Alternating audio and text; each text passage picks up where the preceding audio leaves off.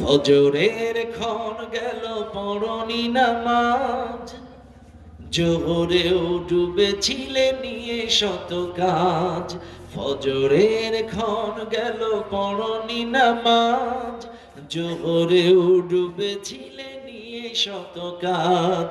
হেলায় খেলায় গেল আসরের কাল, হেলায় খেলায় গেল আসরের কাল।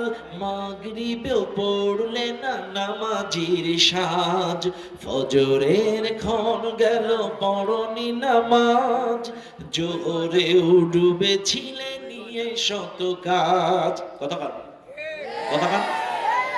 বিনোদনে কেটে গেল এশা সময়, এতটুকু জাগলো না কবরের ভয়। বিনোদনে কেটে গেল এশা সময়, এতটুকু জাগলো না কবরের ভয়।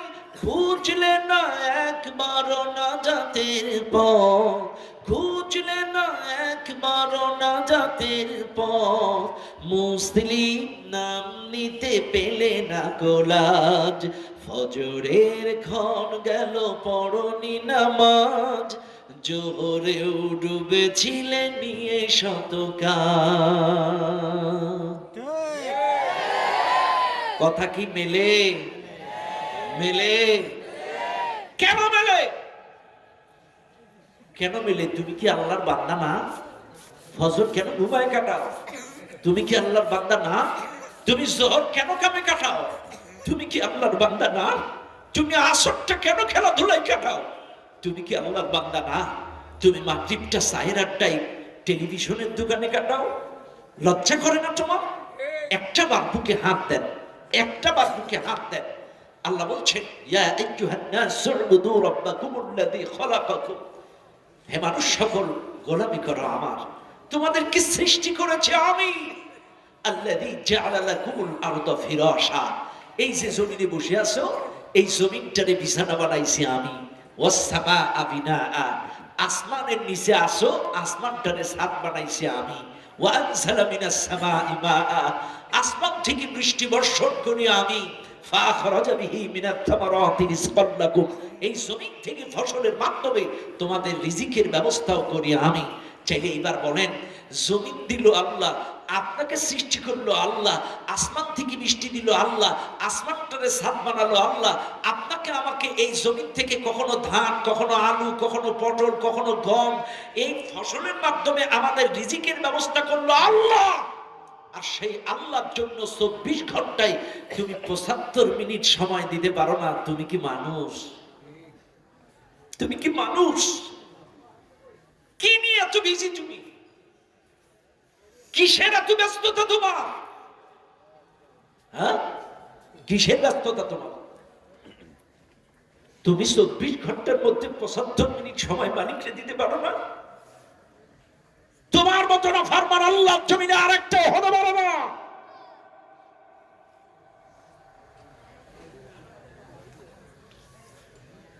ভাইরা আমার, একটু বুকে হাত দিয়ে বলেন, এই যে কয়দিন আগে করোনা ভাইরাস গেছে না? গেছে গেছে গেছে। করোনা ভাইরাস আপনাদের কারো হয়েছিল নাকি? হ্যাঁ, আলহামদুলিল্লাহ। করোনা যাদের হয়েছে, অক্সিজেন লেভেল কমে গেছে, সাথে সাথে হসপিটালে নিলে অক্সিজেন দিছে, হসপিটালের মান অনুযায়ী অক্সিজেনের বিল নিছে। যদি আমি ইউনাইটেড, অ্যাপোলো, এভার কি বলে, স্কয়ার, এদিকে যাব না, আমি লোকাল হসপিটাল ধরছি। যেহেতু আমরা খুলনার মানুষ, গরিব মানুষ, একটু লোকাল হসপিটাল ধরতেছি। 200 টাকা অক্সিজেনের বিল, কথার কথা। একদিন অক্সিজেন দিলে 4800 টাকা, অর্থাৎ 200 টাকা যদি ঘন্টা হয়, 24 ঘন্টা কত? 4800 টাকা। একদিনের বিল যদি 4800 হয়, এক মাস অর্থাৎ 30 দিনের অক্সিজেনের বিল হচ্ছে 1,44,000 টাকা। এবার আসেন, এক মাসের অক্সিজেন যদি 1,44,000 হয়, এক বছর অর্থাৎ 12 মাসের অক্সিজেনের বিল হয় 17,28,000 টাকা। এইবার বলেন, 17,28,000 টাকা যদি এক বছরের অক্সিজেনের বিল হয়, এই যে মুরব্বী চশমা চুকি দিয়া, আপনার বয়স কত বাপ? এই যে আপনি বলেন, এই চাচা আপনি বলেন, পাগড়িওয়ালা সামনে চাচা, বয়স কত? মাত্র না মিসআন্ডারস্ট্যান্ড না সুন্দরী হয়ে গেছে এরকম থেকে সুন্দরী পেয়ে হ্যাঁ 63 না আমার বয়স হচ্ছে আমার বিশাল জায়গা 56 বছর বয়স ও বলি হবে নাই আমার আইডি ডিটেইল আচ্ছা ঠিক আছে ও জানে না জানে না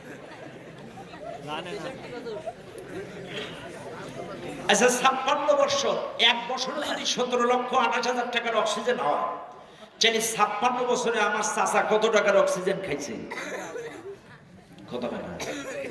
কতক্ষণ এক বছরে যদি 17,28,000 টাকার অক্সিজেন হয়, আমার চাচা 56 বছরে কত টাকার অক্সিজেন খাইছে? আচ্ছা এবার বলেন, মাসে মাসে কারেন্ট বিল না দিলে বিল কারেন্ট লাইন কেটে দেয়, ওয়াইফাই বিল না দিলে নেট লাইন কেটে দেয়, পানির বিল না দিলে পানির লাইন কেটে দেয়, টেলিফোন বিল না দিলে টেলিফোন লাইন কেটে দেয়। আল্লাহ কি আপনাদের কোনোদিন অক্সিজেন লাইন বন্ধ করে দিছে? তাহলে কেন পড়বেন না নামাজ? কেন পড়বেন না নামাজ? এই মাহফিলে যারা আছেন, নামাজ পড়া লাগবে? একটু তো হাত তুলে দেখান, লাগবে? বলেন আল্লাহ আগামী ফজর থেকে স্বেচ্ছায় সজ্ঞানে 5 ওয়াক্ত নামাজ মৃত্যুর আগ পর্যন্ত জামাতের সহিত আদায় করব ইনশাআল্লাহ। আলহামদুলিল্লাহ আলহামদুলিল্লাহ আলহামদুলিল্লাহ। আল্লাহ আমাদের সকলকে মৃত্যুর আগ পর্যন্ত নামাজি হিসেবে কবুল করে নিন, বলেন আমিন।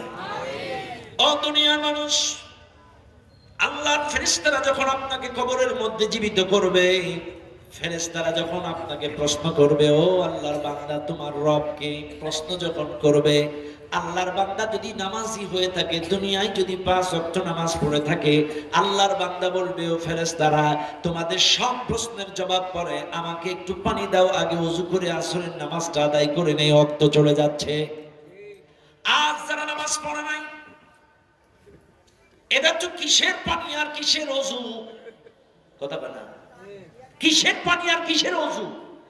নামাজই তো পড়ে নাই, টাইম আছে নাকি? যারা নামাজি এদের ঘড়ি দেখা লাগে না, অক্ত হলেই কলিজায় টান লেগে যায়। কথা বলে না, অক্ত হলেই কলিজায় টান লেগে যায়। যারা নামাজ পড়েই নাই, কিসের অক্ত আর কিসের আযান? কোনো টাইম টেবল নাই। শুনে নেন, কবরের প্রথম ফিজিক্যালি পরীক্ষা হলো ওযুর পানি। ওযু করাও লাগবে না, নামাজ পড়াও লাগবে না। যদি কোনো বান্দা ওযুর পানি চাই, ও পাস। সুবহানাল্লাহ বলবেন না? জোরে বলেন না সুবহানাল্লাহ। ওযুর পানি চাইলেই আপনি পাস, যদি দুনিয়ায় এই প্র্যাকটিক্যাল অভ্যাসটা আপনার থাকে। কথা বলে না। আর যারা চাইবে না, এবার আসেন, প্রথম পরীক্ষাটা আমি বাদ দিলাম, এবার আসেন প্রথম মৌখিক প্রশ্ন। আল্লাহর ফেরেশতারা প্রশ্ন করবেন, মান রব্বুকা, কি বলবেন? তোমার রব কে? বলেন সবাই। জোর হলো না, আরো জোরে। জোর হলো না, আরো জোরে। হ্যাঁ, এটা কি বলতে পারবেন? হ্যাঁ পারবেন? রাগ করেন না আমার কথায়, আমি বোঝানোর জন্য বলছি। তোমার নাম কি? আবু বকর সিদ্দিক। তোমার কি আমি চিনি না। খেয়াল করেন, এই যে ক্যামেরাগুলো দেখছেন, ঢাকার থেকে একজন আমারে বলতেছে, আপনার পাশে একটা ছেলে বসেছিল, সুন্দর করে টুপি মাথায়, পাঞ্জাবি গায়ে, কোট পরা। এই ছেলেটার চরিত্র, তার আদর্শ, তার নীতি নৈতিকতা, এই ছেলেটা আসলে লোকটা কেমন? আমি কি বলতে পারবো? হ্যাঁ, কেন পারবো না? ওনার সম্পর্কে আমার জানা নাই, ধারণা নাই। হ্যাঁ, আমি বলতে পারবো তখন ওই ছেলেটার সাথে ওঠা বসা, লেনদেন, খাওয়া দাওয়া, আওয়া যাওয়া, চলাফেরা, ওঠা বসা যদি দীর্ঘদিন একসাথে করি, চাইলে আমি বলতে পারবো আলহামদুলিল্লাহ, ও খুব। কথা এটাই তো স্বাভাবিক নাকি? চাইলে ওনার সাথে উঠা বসা, লেনদেন, আদান প্রদান, চলাফেরা, খাওয়া দাওয়া থাকলেই আমি ওর সম্পর্কে বলতে পারবো। আর যদি না থাকে, আজকেই প্রথম দেখা, এর সম্পর্কে যেমন বলতে পারবো না। কবরে যাওয়ার পরে আপনাকে প্রশ্ন করবে, তোমার রব কে? এই রবের পরিচয় কবরে দিতে পারবে তারা, রবের ঘরে 5 বার আসা যাওয়া করেছে যারা, রবের কোরআন পড়েছে যারা, রবের সাথে লেনদেন রেখেছে যারা, রবের আদেশ নিষেধ অনুযায়ী ব্যক্তি জীবন, পারিবারিক জীবন, রাজনৈতিক জীবন গড়েছে যারা, তারাই কবরে জবাব দেবে রব্বি আল্লাহ। আপনি 5 বার রবের ঘরে আসা যাওয়া নেই, রবের সাথে কোনো লেনদেন নেই, আদান প্রদান নেই, রবের হুকুম মানেন না, রবের কথা অনুযায়ী চলেন না, রবের সাথে আপনার কোনো লেনদেন নেই, আপনি কেমনে বলবেন আপনার রব সম্পর্কে?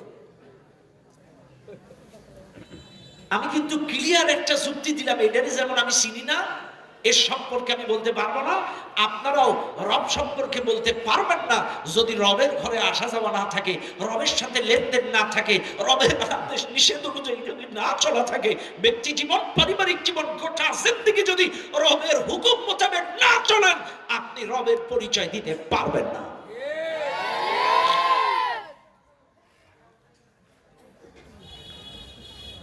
দুই, প্রশ্ন করবে মা দীনুকা, তোমার দিন কি? বলেন, সবাই বলেন, আরো জোরে, জোর হলো না, এইবার বলেন ইসলাম মানে কি? আত্মসমর্পণ। ইসলাম মানে আত্মসমর্পণ। ইসলাম মানে আত্মসমর্পণ। এই মাহফিলে যারা আছেন একটু খেয়াল করেন, এখানে যারা আছে আমরা এটাই শিখে রেখেছি, বাংলা শব্দ শিখে রেখেছি, ইসলাম মানে শান্তি, এটা শান্তির ধর্ম, এটার বাইরে কিছু জানি না, কিন্তু ইসলাম মানে আত্মসমর্পণ। ভালো করে খেয়াল করেন, আসলামা ইসলিমু ইসলাম ফাহুয়া মুসলিম। আপনারা নিজের মুসলিম না ভাই?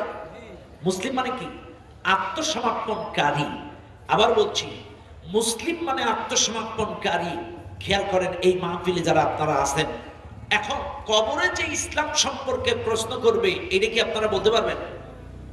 তোমার দিন কি? যখন জিজ্ঞাসা করবে বলতে পারবেন কি দিন?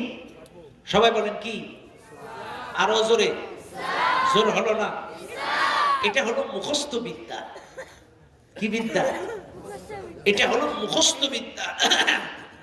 ভালো করে শোনেন, এই দিন সম্পর্কে যে প্রশ্ন করবে এর অর্থ ইসলাম না। কবরে যে দিন সম্পর্কে প্রশ্ন করবে এর অর্থ হলো ইসলামী জীবন ব্যবস্থা। দিন মানে রাষ্ট্রীয় আইন, দিন মানে ইসলামী জীবন ব্যবস্থা, দিন মানে বিচার দিবস, দিন মানে আনুগত্য, একনিষ্ঠ ইবাদত। আমরা তো মনে করি দিন মানে নামাজ, দিন মানে রোজা, দিন মানে জিকির, যা করো করো করো করো, নামাজ রোজা জিকির করো, ব্যাস দিনের কাজ শেষ। হ্যাঁ, বেয়াদবি মাফ করেন, আমার কথা ভুল বুঝেন না, আমি বোঝানোর জন্য বলছি। আমাদের ধারণা দিন মানে নামাজ, দিন মানে রোজা, দিন মানে জিকির, এটাই আমাদের ধারণা। কিন্তু দিন মানে রাষ্ট্রীয় আইন, দিন মানে আনুগত্য, দিন মানে ইসলামী জীবন ব্যবস্থা। মালিক ইয়াউমিদ্দিন, দিন বিচার দিবসকে দিন বলা হয়। এরপরে ইন্নাদ দীনা ইনদাল্লাহিল ইসলাম, ইসলামী জীবন ব্যবস্থাটাকে দিন বলা হয়। এরপরে আফাগাইরা দীনিল্লাহি ইয়াবগুন ওয়া লাহু আসলামা মান ফিস সামাওয়াতি ওয়াল আরদি তাওআন ওয়া কারাহা, আনুগত্য করাটাকে দিন বলা হয়। ওয়া মা উমিরু ইল্লা লিয়াবুদুল্লাহা মুখলিসিনা লাহুদ্দিন, একনিষ্ঠ ইবাদতটাকে দিন বলা হয়।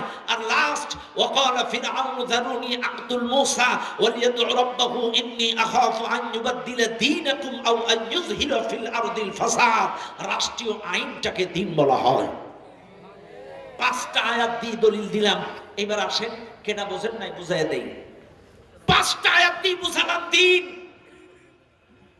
রাষ্ট্রীয় আইনকেও দিন বলা হয়। আজকে আমাদের দেশে হুজুররা যদি রাজনীতি করে অনেকেই রাগান্বিত হয়ে যায়, হুজুররা আল্লাহ আল্লাহ করবে, জিকির করবে, মসজিদে থাকবে, ধর্ম কর্ম করবে, হুজুরদের রাজনীতি করার কি দরকার? ক্ষমতার লোক কথা না বলে না, বলে না, বলে না, এটা বলে হুজুর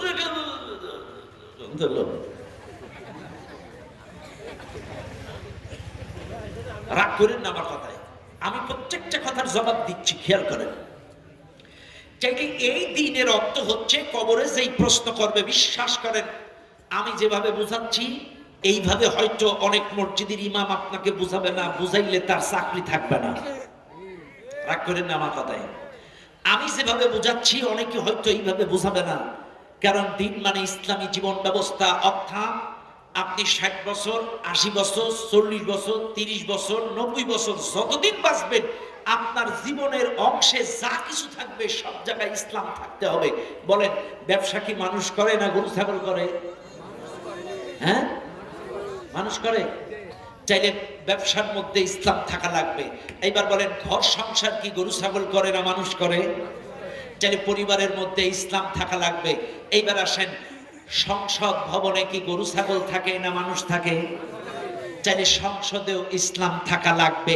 ভালো করে খেয়াল করেন আপনারা, যদি জীবনের ভেতরেই সংসদ থাকে, জীবনের অংশের ভেতরেই ব্যবসা থাকে, জীবনের অংশের ভেতরেই চাকরি থাকে, জীবনের ভেতরেই যদি ঘর সংসার থাকে, জীবনের ভেতরেই যদি ব্যবসা থাকে, চাইলে জীবনের ভেতরে ব্যবসা, জীবনের ভেতরে চাকরি, জীবনের ভেতরে সংসদ, জীবনের ভেতরে রাজনীতি, জীবনের ভেতরে বিয়ে শাদী, জীবনের ভেতরে সব যদি হয়ে থাকে, চাইলে আপনার পরিবারে ইসলাম থাকা লাগবে, আপনার ব্যবসার মধ্যে ইসলাম থাকা লাগবে, আপনার রাজনীতিতে ইসলাম থাকা লাগবে, আপনার সংসদ ভবনেও ইসলাম থাকা লাগবে। এর নাম হলো ইসলামী জীবন ব্যবস্থা। ইসলাম খালি আপনার দাড়ি টুপি জুব্বায় আর মসজিদের মধ্যে থাকবে, সংসদে থাকবে বেঈমানেরা, ব্যবসা করবে বেঈমানেরা, চাকরি করবে। বলেন বলেন বলেন, আমার কথা রাগ করেন না। ঘুষ ছাড়া কোন চাকরিটা আছে দেখেন? আপনি ডিসি অফিসে যান, এসপি অফিসে যান, টিউন অফিসে যান, উপজেলায় যান, কোন জায়গায় যাবেন বিনা ঘুষে কাম করবেন? ভূমি অফিসে যান, ভূমি অফিস। আপনার টোটাল 3 কাঠা 3 বিঘা জমি, 3 বিঘা জমির খুব জোর খাজনা হলো, আমি ধরলাম 300 টাকা খাজনা, 3 বিঘা জমির খাজনা 300 টাকা আমি ধরলাম। কিন্তু আপনি যান ভূমি অফিসে, এমন মাইল ফ্যাস দিবে আপনারে 30,000 টাকা দিয়ে আসা লাগবে। কথা না ঠিক? আহা, তাহলে ওয়াজ করবো কোন জায়গায়? জায়গা নেই। আপনি হাসি, আপনি আলেম, আপনি কারি, আপনি মুফতি, আপনি মুহাদ্দিস, আপনি শাইখুল হাদিস, অথচ ভূমি অফিসে 30,000 টাকা দিয়ে আসলেন। আপনার কি একটু খারাপ লাগলো না? চাইলে আপনার কাজ কি হবে? ওই ভূমি অফিসে ইসলাম অনুযায়ী সালার ব্যবস্থা করতে হবে, থানাটা ইসলামিক নিয়মে চলতে হবে। এক কথায় জীবনের অংশে যা কিছু আসবে সব জায়গায় ইসলাম থাকা লাগবে। অর্থনীতি, রাজনীতি, সমাজনীতি, পরিবার নীতি, শিক্ষানীতি, সব ক্ষেত্রে ইসলাম থাকা লাগবে। আর জীবনের সব অংশে যদি ইসলাম থাকে, ইসলামী জীবন ব্যবস্থা যদি আপনি চলেন, চাইলে আপনি কবরে জবাব দেবেন দ্বীনুল ইসলাম। আপনার বউ পর্দা করে না, মেয়ে পর্দা করে না, আপনার ব্যবসার মধ্যে ইসলাম নেই, আপনার রাজনীতির মধ্যে ইসলাম নেই, আসেনি? রাজনীতিতে ইসলাম আসেনি? আমার ভাই, তোমার ভাই, ক্যাপসুল ভাই, ট্যাবলেট ভাই, আমার নেতার চরিত্র ফুলের মতো পবিত্র। নেতা কি আছে? কোন সে নেতা? সেরাকালি। কথা না চাই বুঝলাম কি? আপনি নামাজ পড়েন, আমি কি বুঝলাম? আমার কথা বুঝেন কিন্তু? আমি বুঝলাম আপনার ব্যক্তি জীবনে ইসলাম আছে, আমি বুঝলাম আপনার পারিবারিক জীবনে ইসলাম আছে, কিন্তু কি বুঝলাম? আপনার রাজনৈতিক জীবনে ইসলাম নাই। কথা না? যদি রাজনৈতিক জীবনে ইসলাম থাকতো, আপনি নামাজি হয়ে, দাড়িওয়ালা হয়ে, টুপিওয়ালা হয়ে, ইমানদার হয়ে কোন ফাসেকের পিছনে যে স্লোগান দিতে পারতেন না। কথা বলে না? এই সাইরালের টান দিও না, একানি ঠিক আছে? মাদ্রাসা ছেলে মিলে তো কথা। আলহামদুলিল্লাহ, সত্যি বাংলাদেশে 64টা জেলায় মাহফিল করি, দেশের বাইরেও যাই, কিন্তু এমন জান্নাতি পরিবেশ আজ অব্দি, এত সুন্দর সুশৃঙ্খল আর পরিচ্ছন্ন পরিবেশ এখনো পর্যন্ত আমার চোখে আর একটা পড়ে নাই। বিশ্বাস করেন, বড় বড় অনেক কওমি মাদ্রাসায় গেছি, বড় বড় অনেক মাদ্রাসায় মাহফিল করি, আলিয়া, কওমিয়া, বিভিন্ন প্রতিষ্ঠানে মাহফিল করেছি, কিন্তু এত সুশৃঙ্খল, এত পরিচ্ছন্ন পরিবেশ সব জায়গার ভেতরে আলহামদুলিল্লাহ আমার আজকে মনে হলো যেন আমি জান্নাতি পরিবেশে চলে আসছি। সত্যি আমি মুগ্ধ বাচ্চাদের আদব দেখে। অনেক মাদ্রাসায় শিক্ষার মান ভালো, কিন্তু আদব নাই। কত বুঝেন নাই? শিক্ষার মান ভালো, কিন্তু কি নাই? কিন্তু আলহামদুলিল্লাহ আমার রিয়াজুল ভাইয়ের এখানে আমি এসে মুগ্ধ। তাদের প্রত্যেকটা বাচ্চার মধ্যে যে নম্রতা, ভদ্রতা, আদব আমি দেখেছি, আলহামদুলিল্লাহ এরা এক একজন মুহাক্কিক, মুদাক্কিক, বড় বড় হক্কানি হাফেজ, আলেম হোক। আমরা খাস করে এই মাহফিল থেকে দোয়া করছি, বলেন আমিন। আরো জোরে বলেন আমিন। আল্লাহ এদেরকে কবুল করুন। ভাইরা আমার, তবে আমার আজকে 25টা ছেলে হাফেজ হলো এই মাদ্রাসায়। আল্লাহ প্রত্যেকটা হাফেজের জন্য আমার নসিহত থাকবে, আমিও একজন কোরআনের হাফেজ।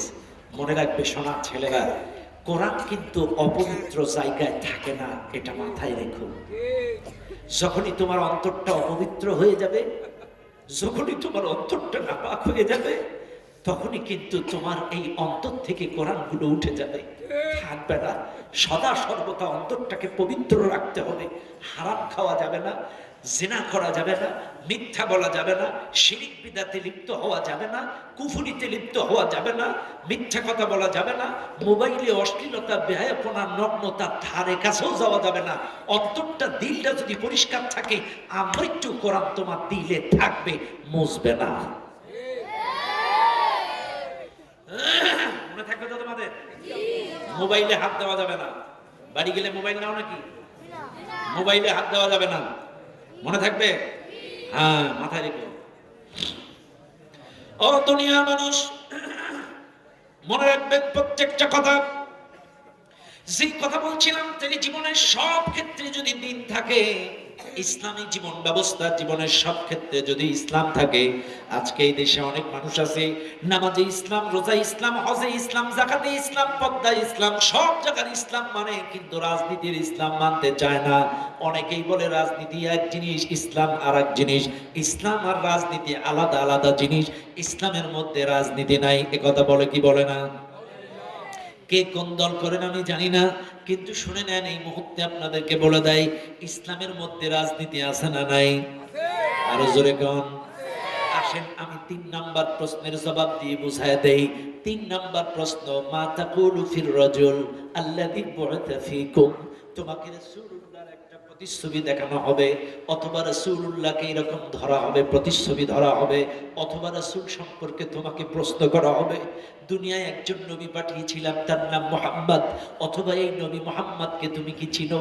তোমার সামনে যখন এইটাকে ধরা হবে, তখন প্রকৃত অর্থে যারা নবীর ইত্তেবা, অনুসরণ, অনুকরণ করেছিল, নবীর সুরতে, নবীর সিরাতে, সব ক্ষেত্রে যদি রাসূলুল্লাহর ইত্তেবা, অনুসরণ, অনুকরণ তরিকা যদি তোমার ভেতরে থাকে, তুমি ওই রাসূলের প্রতিচ্ছবি দেখে বলবে, হুয়া মুহাম্মাদুর রাসূলুল্লাহ, ইনি হচ্ছে সেই নবী, তিনি আল্লাহর রাসূল, আমাদের প্রিয় নবী মুহাম্মাদুর রাসূলুল্লাহ সাল্লাল্লাহু আলাইহি ওয়াসাল্লাম।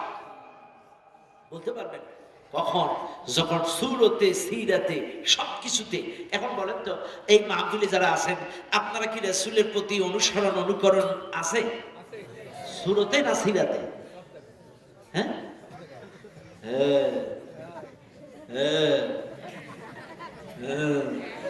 খেয়াল করেন, আগে সুরত কি সিরাত কি একটু খেয়াল করেন, রাগ করেন না আমার কথায়, খেয়াল করেন। সুরত হলো বাহ্যিক চেহারা, সুরত কি? বাহ্যিক চেহারা, বাহ্যিক আকৃতি। অর্থাৎ আমার দাড়িটা রাসূলের মতো, আমার টুপিটা রাসূলের মতো, আমার জুব্বাটা রাসূলের মতো, আমার লেবাসটা রাসূলের মতো, এটা হলো বাহ্যিক আকৃতি। এবার আসেন সিরাত কি? সিরাত মানে রাসূলুল্লাহর জীবনী, সিরাত মানে রাসূলুল্লাহর আদর্শ, সিরাত মানে রাসূলুল্লাহর রাস্তা, সিরাত মানে পথ, পথ, রাস্তা, আদর্শ, জীবনী। এইবার আপনারা বলেন, আপনার দাড়ি টুপি জুব্বা রাসূলের মতো, আপনার ব্যবসাটা রাসূলের মতো? আল্লাহ তো বলেই দিয়েছেন, লাকাদ কানা লাকুম ফি রাসূলিল্লাহি উসওয়াতুন হাসানা, অবশ্যই তোমাদের জন্য রাসূলুল্লাহর মধ্যেই রয়েছে উত্তম আদর্শ। তাই যদি হয়, রাসূল স্বামী হিসেবে আদর্শ, রাসূল বাবা হিসেবে আদর্শ, রাসূল নানা হিসেবে আদর্শ, রাসূল বিচারক হিসেবে আদর্শ, রাসূল ব্যবসায়ী হিসেবে আদর্শ, রাসূল রাষ্ট্রনায়ক হিসেবে আদর্শ। আপনি রাসূলকে দাড়িওয়ালা হিসেবে আদর্শ মানলেন, ব্যবসায়ী হিসেবে আদর্শ মানলেন, রাসূলকে নামাজি হিসেবে আদর্শ মানলেন, স্বামী হিসেবে আদর্শ মানলেন, আপনি বাবা হিসেবে আদর্শ মানলেন, কিন্তু রাসূল যে রাষ্ট্রনায়ক ছিল, বিচারক ছিল, আদর্শ মানবেন না।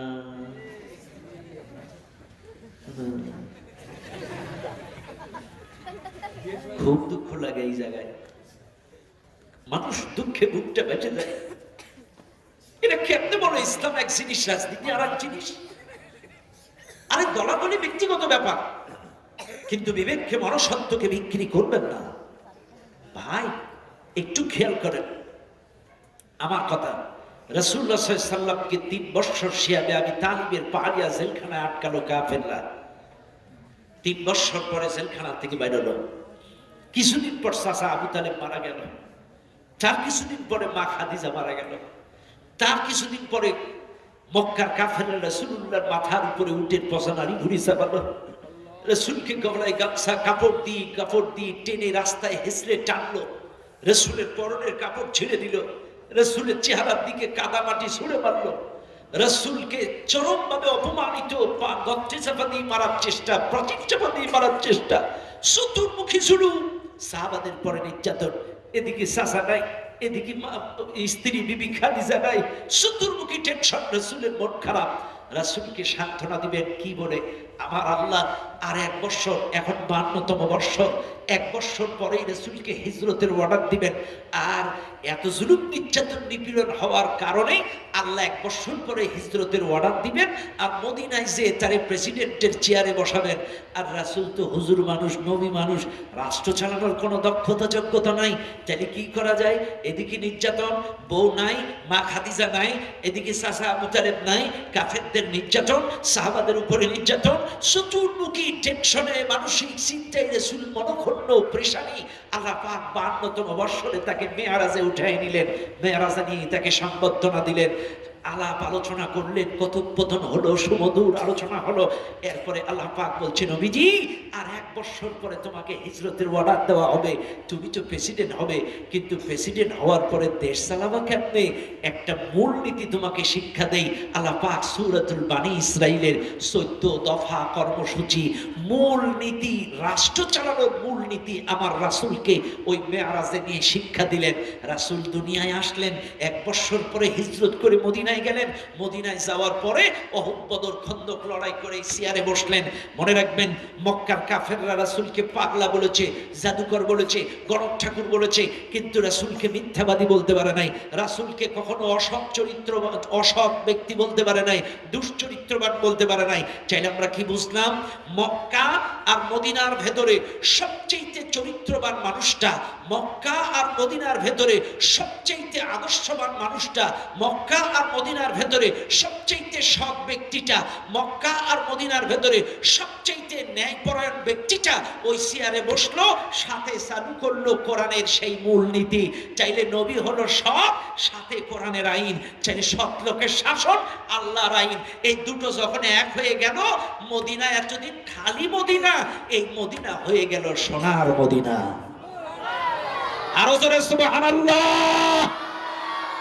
আমার নবীর মতো চরিত্রবান সৎ ব্যক্তির ছোঁয়া আর সাথে কোরআনের আইন, এই দুটোর মিশ্রণে মদিনা হয়ে গেল সোনার মদিনা। আল্লাহর কসম, আমি বিরোধিতা করি না। 1971 সালে বাংলাদেশকে নিয়ে অনেকেই বলে সোনার বাংলাদেশ, সোনার বাংলাদেশ, কিন্তু বিশ্বাস করেন 1971 সাল থেকে এই বাংলাদেশ সোনার বাংলাদেশ। এই বাংলাদেশ সোনার বাংলাদেশ হবে তখন ওই চেয়ারগুলোতে সৎ ব্যক্তি আর কোরআনের আইন চালু হবে যখন। কথা বলেন ঠিক না বেঠে? ওই চেয়ারগুলোতে সোনার মানুষগুলো যখন বসবে, সৎ ব্যক্তিগুলো যখন বসবে, সুচরিত্রবান মানুষগুলো যখন বসবে, সাথে চালু হবে কোরআনের আইন, এই সমাজটা, এই বাংলাদেশটা সোনার বাংলাদেশে পরিণত হয়ে যাবে। এবার আসেন, বুঝালাম রাজনীতি। এবার রাজনীতি মানে কি? রাজনীতি হচ্ছে রাষ্ট্র চালানোর মূলনীতিকে রাজনীতি বলে। খেয়াল করেন, রাষ্ট্র চালানোর মূলনীতিকে রাজনীতি বলে, রাজার নীতিমালাকে রাজনীতি বলে, শ্রেষ্ঠ নীতিমালাকে রাজনীতি বলে। এইবার বলেন, এই পৃথিবীতে সবচেয়ে শ্রেষ্ঠ নীতিমালার নাম কি? কোরআন। কোরআন কোরআন জোরে বলেন কি? আপনি একটা অফিসে গেলে একটা নীতিমালা আছে না? কথা কানা, সরকারি বা বেসরকারিতে চাকরি করলে আপনার একটা নির্দিষ্ট রুলস রেজুলেশন নীতিমালা অনুযায়ী ওই অফিসে চাকরি করতে হয়। আপনি যে কোনো অফিসে চাকরি করেন না কেন, এই যে মাদ্রাসায় আমার ভাইরা চাকরি করে, এই মাদ্রাসার একটা নীতিমালা আছে, এই নীতিমালার বাইরে গেলে শিক্ষকদের চাকরি একটাও থাকবে থাকবে না। এইবার আপনারা বলেন, চাইলে নীতিমালার বাইরে গেলে যদি এই মাদ্রাসায় চাকরি না থাকে, চাইলে আল্লাহ আপনাদেরকে সৃষ্টি করার পরে একটা নীতিমালা দিল, এই নীতিমালার নাম কোরআন। এইবার এই নীতিমালা যারা মানবে না, এদের তো মুসলমানিত্ব থাকবে। হ্যাঁ, বুঝেন? এটা বুঝেন? চাইলে এইবার আসেন, চাইলে এই নীতিমালা হলো পৃথিবীর শ্রেষ্ঠ নীতিমালা, এই নীতিমালা সুন্দর নীতিমালা, আর এই নীতিমালা দিয়ে রাসূল রাষ্ট্র চালালো। এইবার আসেন, আমাদের দেশে যত প্রেসিডেন্ট 1971 সাল থেকে এই পর্যন্ত এসেছে সবাই রাজনীতিবিদ। ম্যাডাম খালেদা জিয়া রাজনীতিবিদ। আহারে, তিনি অসুস্থ মানুষ, বিছানা শয্যায় পড়ে আছে। হ্যাঁ, তিনি হয়তো পূর্ণাঙ্গ শরীয়তের বিধান মানতে পারে নাই, এটা তার ব্যর্থতা। কিন্তু বিশ্বাস করেন, গেল স্বৈরা শাসকের মতো তার মুখে কখনো, এই ম্যাডাম খালেদা জিয়ার মুখে কখনো ইসলাম বিদ্বেষী, আলেম বিদ্বেষী সরাসরি এই জাতীয় কথাবার্তা আমরা শুনি নাই। কথা কনা কেন?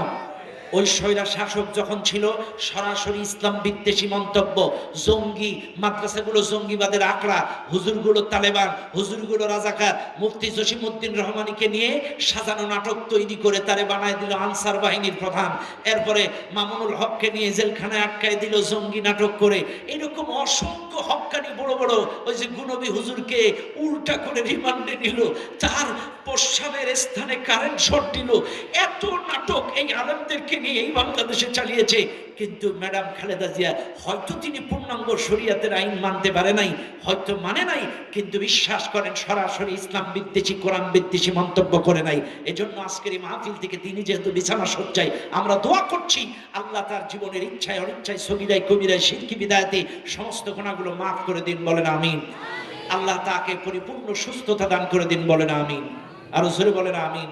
হায়াত যদি থাকে সুস্থ করে দিন, আর যদি না থাকে আল্লাহ তার জিন্দেগীর গুনাহগুলো মাফ করে দিয়ে যেন ঈমানি মৃত্যু দান করেন, বলেন আমিন। ভাই আমার, অসুস্থ ব্যক্তির জন্য দোয়া করেছি, কথা কন না কেন? খেয়াল করেন, চাইলে যে কথা বলছিলাম, ম্যাডাম খালেদা জিয়া রাষ্ট্র চালাইছে, এজন্য তিনি রাজনীতিবিদ। শহীদ প্রেসিডেন্ট জিয়াউর রহমান রাষ্ট্র চালাইছে, এজন্য তিনি রাজনীতিবিদ। শেখ মুজিবুর রহমান রাষ্ট্র চালাইছেন, এজন্য তিনি রাজনীতিবিদ। এরশাদ চাচা রাষ্ট্র চালাইছে, এজন্য তিনি রাজনীতিবিদ। হাসিনা রাষ্ট্র চালাইছে, এজন্য তিনি রাজনীতিবিদ। চাইলে এরা যদি রাষ্ট্র চালানোর কারণে রাজনীতিবিদ হয়, আমাদের নবী কি রাষ্ট্র চালায়নি? চাইলে নবী কি, কথা না, নবী কি রাজনীতিবিদ? আমার নবী 10 বছর কোরআন দিয়ে রাষ্ট্র চালাইছে, আমার নবীও রাজনীতিবিদ। আর এই নবীর রাজনীতি যারা অস্বীকার করবে, এদের ঈমান থাকতে পারে? নবী যদি রাজনীতি করতে পারে, নবী যদি এই সিয়ার পরিচালনা করতে পারে, তাহলে এই নবীওয়ালারা এমপি হলে দোষ কোথায়? কথা কেন না? এই নবীর উত্তরসূরিরা যদি এমপি হয়, মন্ত্রী হয়, চেয়ারম্যান হয়, আপত্তি কোথায়? আমার রাসূল যদি প্রেসিডেন্ট হতে পারে, আমার রাসূল যদি বিচারক হতে পারে, আলেম ওলামারা আগামীতে বাংলাদেশের সুপ্রিম কোর্টে বিচার করবে ইনশাআল্লাহ।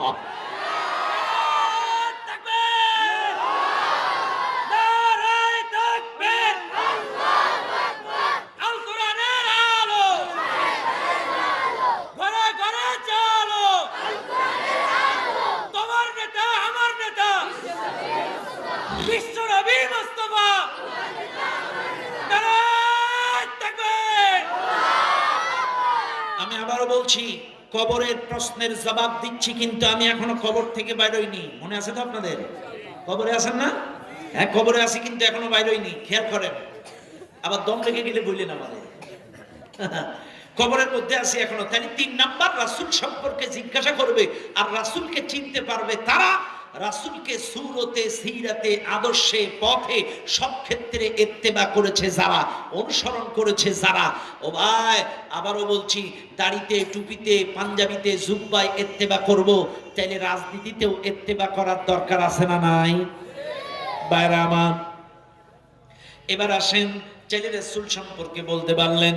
এই মাহফিলে আমার কথা রাগ করেন না, ম্যাক্সিমাম তো মাদ্রাসার বাচ্চা, এখানে বলার মতো কিছু নাই। কিন্তু বলেন তো জেনারেল মানুষ আছেন কারা কারা, একটু হাত তোলেন। জেনারেল সাধারণ মানুষ, জেনারেল লাইনের হুজুরগুলো বাদে, হাফেজগুলো বাদে জেনারেল লাইনের আছেন? খুব জোরে 1-150 হবে না? বুঝতেছে না, আর ভাষা বুঝতেছে না। ও আম পাবলিক, কথা ক্লিয়ার নেই? আম পাবলিক কারা কারা হাত তোলেন? আলহামদুলিল্লাহ, হাত নামান। বাইরে এই যে আম পাবলিক যারা এই মাহফিলে আছেন, ভালো করে বুঝবেন কিন্তু আমি কিন্তু কবরের 3টা প্রশ্নের জবাব দিচ্ছি। 1 নম্বর, আল্লাহর সাথে যদি আপনার লেনদেন, আসা যাওয়া, চলাফেরা, উঠা বসা থাকে, রবের পরিচয় দিতে পারবেন। 2 নম্বর, ব্যক্তি জীবন, পারিবারিক জীবন, সামাজিক জীবন, গোটা জীবনে যদি আল্লাহর হুকুম কি বলে ইসলামী জীবন ব্যবস্থা যদি আপনার থাকে, ইসলাম যদি গোটা জিন্দেগিতে থাকে, আপনি আপনার দিন ইসলাম বলতে পারবেন। আর 3 নম্বর, রাসূলুল্লাহর ইত্তেবা, অনুসরণ, অনুকরণ যদি সব জায়গায় থাকে, আপনি রাসূলুল্লাহকে চিনতে পারবেন।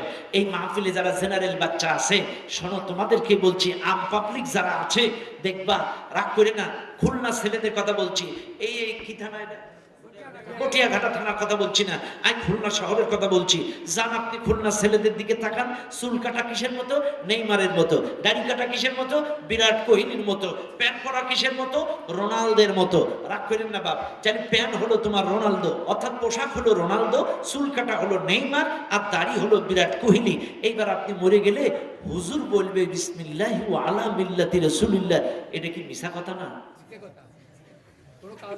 কথা না, এটা কি মিছা কথা?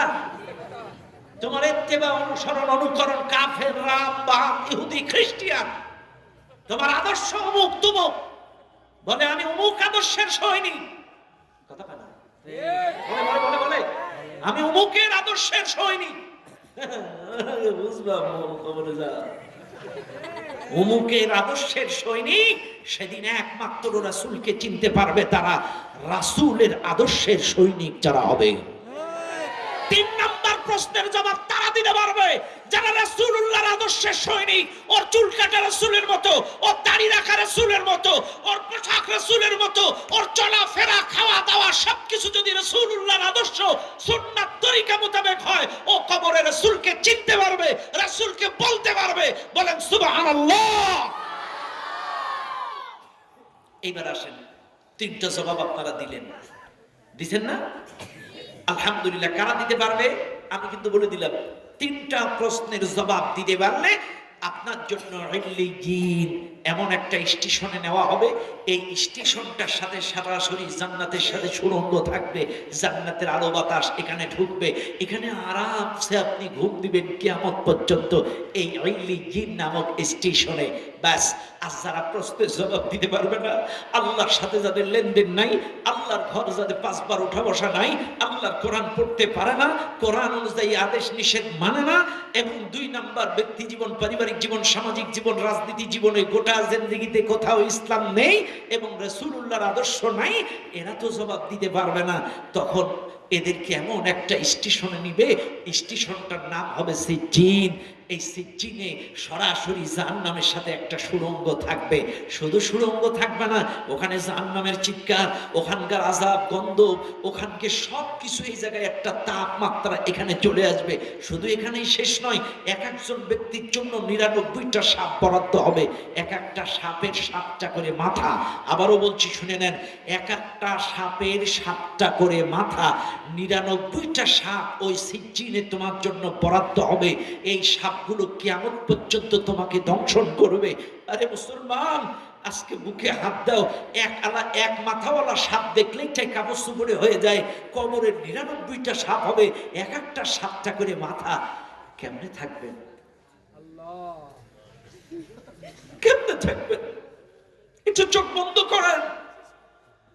আপনার কবরের মধ্যে 99টা সাপ, আপনি সেখানে শুয়ে আছেন, আপনি এটা একটু চিন্তা করেন, চোখ বন্ধ করে চিন্তা করেন।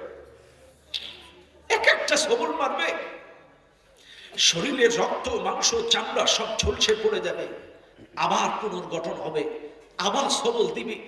আরে এইভাবে কিয়ামত পর্যন্ত তোমাকে দংশন করবে। কখনো কি কবর নিয়ে চিন্তা করছো? তোমার ব্যবসা নিয়ে তুমি সময় দাও, চিন্তা করো, ক্যালকুলেটারে হিসাব মিলাও, এত ক্যালকুলেটার করো, কিন্তু কখনো কবর নিয়ে কি 10টা মিনিট বসে চিন্তা করছো কি হবে আমার কবরে?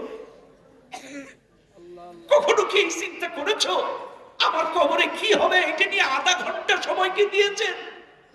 বেশি দরকার নেই, আধা ঘন্টা চিন্তা করছেন কবর নিয়ে? হ্যাঁ, আধা ঘন্টা? বুকে হাত দিয়ে বলেন, আধা ঘন্টা সময় আপনি কবর নিয়ে কখনো চিন্তা করেননি? করেননি। দুনিয়ার মানুষ লক্ষ্য করুন, বেশি ব্যাখ্যা বিশ্লেষণে গেলাম না, রাত অনেক বেশি। মুসলমান বাবাজিরা আমার, চাইলে 5 নাম্বার প্রশ্ন, কার মৃত্যু কখন, কোথায়, কোন অবস্থায়, কোন হালতে হবে, আর কবরে গেলে কি পরিণতি হবে, প্রশ্নের জবাব দিতে পারলে কি হবে, না দিতে পারলে কি হবে। আমি একটু কবরের জিন্দেগিটা আপনাদের কিছুক্ষণের জন্য ঘুরায় নিয়ে আসলাম। এইবার আর কবর থেকে বেরোয় আসি, কারণ আমি 5টা প্রশ্নের জবাব আপনাদের দিতে চেয়েছি। লক্ষ্য করুন, 4র্থ নাম্বার প্রশ্নের জবাব। হারিস ইবনে হাফসা রাদিয়াল্লাহু তাআলা আনহু প্রশ্ন করেছিল, ইয়া রাসূলুল্লাহ, আপনি বলেন আমি আগামীকাল কোথায় যাব, কি খাবো, আমার রিজিকে কি লেখা আছে? আমার 4র্থ নাম্বার প্রশ্নের জবাবটা আপনি দিয়ে দেন। রাসূল ডাক দিয়ে বললেন, ওয়া মা তাদরি নাফসুম মাযা তাকসিবু গাদা। কোরআনের আয়াত তেলাওয়াত করে বললেন, তুমি আগামীকাল কই যাবে, কি খাবে, তোমার রিজিকে কি লেখা আছে, এটা আল্লাহ ছাড়া এই দুনিয়ার কোনো মানুষ বলতে পারে না। শুনে নেন বটিয়া ঘাটার মানুষ, আপনার ফ্রিজ ভর্তি গোশ, ফ্রিজ ভর্তি মাছ, গোয়াল ভর্তি ধান, আপনার সবকিছু আছে, ব্যাংক ভর্তি টাকা। আপনি বলবেন, হুজুর গোয়াল ভর্তি ধান, ফ্রিজ ভর্তি গোশ, ফ্রিজ ভর্তি মাছ, আমি কেন বলতে পারবো না আগামীকাল দুপুরে আমি কি খাবো? আমি আগামীকাল গরুর গোশ আর মুরগির গোশ দিয়ে খাবো, এই কথাটা কেন বলতে পারবো না? পারবেন না, কারণ রিজিকের মালিক একমাত্র আল্লাহ। আপনি কি খাবেন, কুই কপালে আপনার আছে, এটা আল্লাহ ছাড়া কেউ জানে না। শুনে নেন দুনিয়ার মানুষ, বেশি দূরে যাওয়া লাগবে না, 5ই আগস্টে একটু যান। 5ই আগস্টে যে ম্যাডাম পালাইছে, উনি কিন্তু পাঙ্গাস মাছ আর দেশি মুরগি আর গরম ভাত রান্না করছিল, কিন্তু খাইছিল কারা? বাচ্চারা। কারা খাইছে? উনি পাঙ্গাস মাছ, মুরগির গোশ আর কি, আর হলো তোমার গরম ভাত। গরম ভাতের তাপ উঠতেছে, ম্যাডাম চিন্তা করছিল এই ভাত আমি দুপুরে খাবো, কিন্তু রিজিক লেখা আছে দিল্লি। রিজিক কোথায় লেখা আছে? রিজিক আছে কোন জায়গায়? বাংলার খাবার খাইতে পারে, এটাই রিজিক, এটাই রিজিক। আপনার লেখা আছে দিল্লি, আপনি ইচ্ছা করলে তো বাংলাদেশে খাইতে পারবেন না। ভাই খেয়াল করেন না, এই যে আপনাদের কথা বলছি, আপনার একটাই ছেলে, আপনি দুপুর বেলায় গরুর গোশ আর মুরগির গোশ আর ইলিশ মাছ নিয়ে বসছেন, মোটামুটি প্লেট নিয়ে, হুজুর কইছে কার কপালে কি আছে এটা আল্লাহ ছাড়া কেউ জানে না, আমি আজকে গরুর গোশ দিয়ে খাবো, কি করে ঠেকাই হুজুর দেখবো। বসে গেলেন, হঠাৎ একটা টেলিফোন বেজে উঠলো, হ্যালো 250 মিনিট খুল না, হ্যাঁ আপনার ছেলে, ওর মাজার উপর দিয়ে 0 পয়েন্ট থেকে ট্রাক গিয়েছে, মাজার উপর দিয়ে ওর 2টা পা তছনছ হয়ে গেছে। আপনারাই বলেন ওই গোশ কি গালে উঠবে? উঠবে? ব্যাস, আপনি চলে গেলেন 250 মেডিকেলে, সারাদিন ছুটাছুটি, অপারেশন, রক্ত, এক্স-রে, আল্ট্রাসাউন্ড, এমআরআই, এটা ওইটা করতে করতে করতে করতে রাত 8টা। একবার উপরতলা, একবার নিচতলা, একবার উপরতলা, একবার নিচতলা, চলতে চলতে চলতে চলতে আর পাও চলে না। কি রে, আর পাও চলে না কিনলে? তখন বলতেছে, তাই তো, সেই সকালে খাইছি, দুপুরে বসছিলাম কিন্তু খাইতে পারি নাই, ছেলের দুর্ঘটনা শুনে বারোই আসছি, এখন কিছু না খাইলে চলতে পারছি না, তাড়াতাড়ি হসপিটালের সামনে একটা মুদিখানার দোকান থেকে একটা পাউরুটি, একটা কলা। কিন্তু দুপুরে মাথায় ছিল কি দিয়া? এটাই রিজিক, এটাই রিজিক। কার রিজিকে কি লেখা আছে এটা আল্লাহ ছাড়া কেউ জানে না, কেউ জানে না। তবে মনে রাখবেন, সদা সর্বদা, সদা সর্বদা আপনারা যা খাবেন, যা খাবেন, কি বলবেন? আলহামদুলিল্লাহ। কি বলবেন? কি বলবেন? বলেন তো আপনারা। যত বেশি আল্লাহর কৃতজ্ঞতা স্বীকার করবেন, আপনার রিজিকের মধ্যে বরকত বাড়ায় দিবেন কে? আরো জোরে বলেন কে? যত যত বেশি শুকরিয়া আদায় করবেন, কৃতজ্ঞতা স্বীকার করবেন, আলহামদুলিল্লাহ। আলহামদুলিল্লাহ। আপনি দেখেন না, আপনি বাথরুমে যাচ্ছেন, আল্লাহুম্মা ইন্নী আউযু বিকা মিনাল খুবসি ওয়াল খাবাইস, বাইরে সময় কি পড়তেছেন? গুফরানাকা আলহামদুলিল্লাহিল্লাযী, এই যে প্রশংসা আদায় করবেন। এরপরে কি? সকালবেলায় ঘুম থেকে উঠলেন, আলহামদুলিল্লাহিল্লাযী আহইয়ানা, এই যে শুকরিয়া আদায় করলেন।